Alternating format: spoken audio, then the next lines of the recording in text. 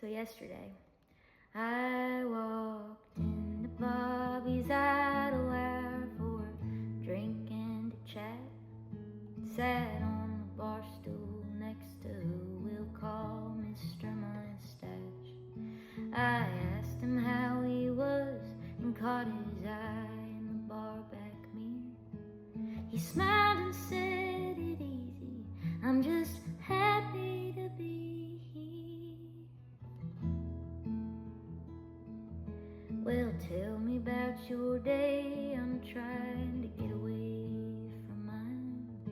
He had a tab going and said he'd get whatever I'd like. After a long short story punctuated with an empty beer, I smiled and said it easy, I'm just